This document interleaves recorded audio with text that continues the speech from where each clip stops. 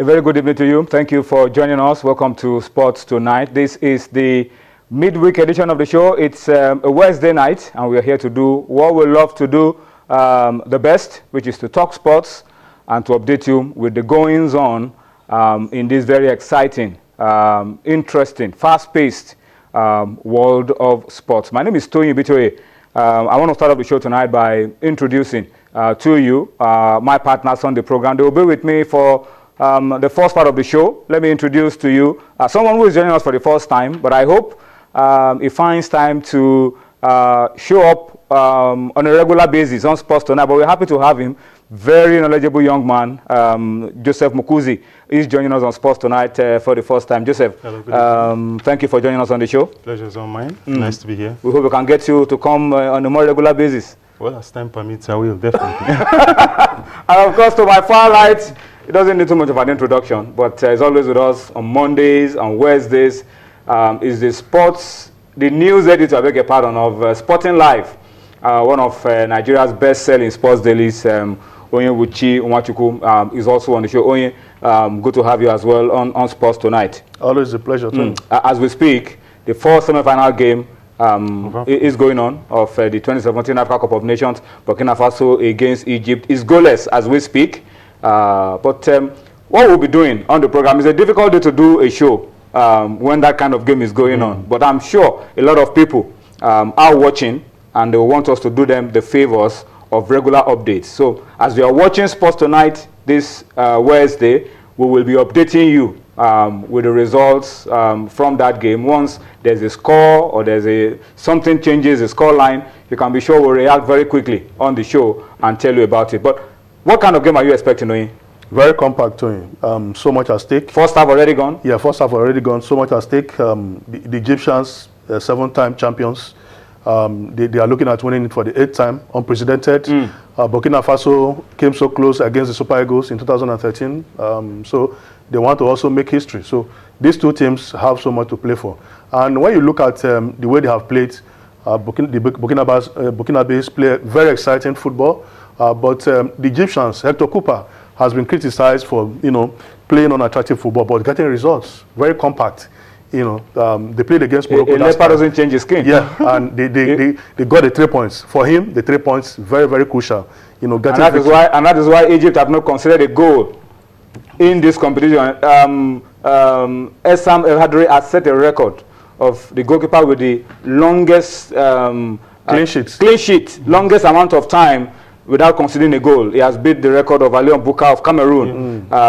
Is gone the entire competition without conceding a goal. And that says a lot really about Egypt. Yeah. They don't play flamboyant football, the kind of football that we used to know with Hassan Sheata in those days. Yeah. They are mainly conservative, mainly defensive, but their concentration levels very high. One goal in the 9 minutes and the game is over. Yeah, definitely. I mean, with El Hadri in charge as the goalkeeper, what they have is a piece of history right in front of them. So so they are highly experienced. They know how to manage their emotions at this time, in the course of a tournament. So definitely, irrespective of what the Burkinabes throw at them, they would always be compact in the back and wait to hit them on the counter. Just at the end of the 3, 4, 5 minutes to the end of the match. So they are very, very mature. Very, very mature, highly experienced. And when you have El Hadri in the team, what it happens, you have echoes of the past, success with them. They have a piece of history, as a matter of fact. So the Egyptians obviously are favorites. The Burkinabes will be stubborn. Normally, they will always, typical West African style, would always come at you.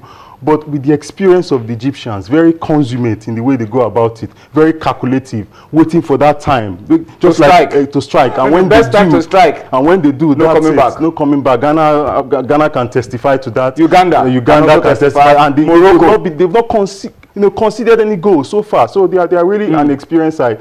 No, but of course you can't bet against the Egyptians at this stage.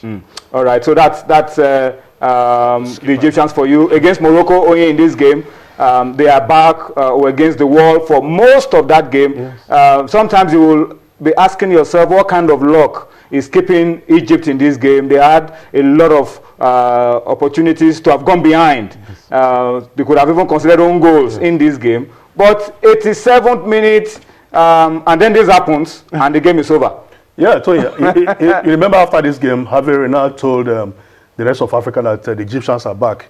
You know, I think. And they have a very young squad. Yeah, he tried. Apart from Eladari and Ahmed Fati and a few of the other guys. Yeah, El Nedi is there playing for us now. You know, Hervé Renard threw everything he had upstairs against these Egyptians, but you know they absorbed the concentration level so high, very disciplined sides. They hardly give anything away. And when you are playing against such sides, you have to be very, very careful. And that's what they did against the Moroccans. So for the Burkinabes, let's see how they cope against these Egyptians. We are the receiving end against them too, during the Nations Cup qualifiers.